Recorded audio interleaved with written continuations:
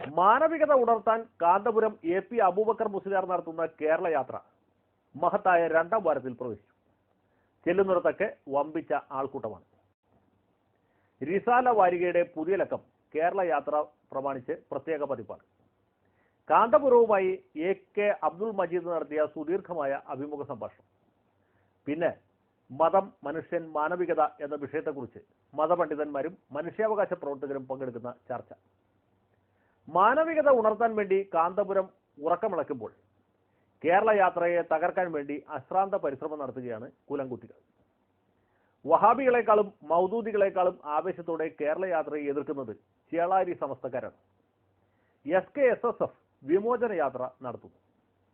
കോട്ടുമല ബാപ്പു മുസ്ലിയാരാണ് വിമോചന യാത്രയ്ക്ക് ചൂട്ടുതെളിച്ചത്. കോട്ടുമലയും ചെറുശ്ശേരിയും ചേളാരിയിലുള്ള ബാക്കി സകല മുസ്ലിയാക്കന്മാരും കൂടി ചൂട്ട് കത്തിച്ചാലും കാന്തപുരത്തിന്റെ രോമം കരിയില്ല. മുസ്ലിം ലീഗിലെ മൂരാച്ചികളും കേരള യാത്രയെ എതിർക്കുകയാണ്. എന്നാൽ ലീഗിന്റെ അഖിലേന്ത്യാ സെക്രട്ടറി ഷെഹൻഷാ ജഹാംഗീർ കേരള യാത്രയെ സ്വീകരിക്കാൻ ബംഗാളിൽ നിന്ന് മലപ്പുറത്തെത്തി. കേരള യാത്ര കഴിഞ്ഞ് കാന്തപുരം ഭാരതയാത്ര നടത്തണമെന്ന് ഷെഹൻഷാ അഭ്യർത്ഥിച്ചു. ചേളാരിക്കാരുടെ കുബുദ്ധി മലപ്പുറത്ത് വിലപ്പോവില്ല, ബംഗാളിൽ ഒട്ടും ചെലവാവില്ല.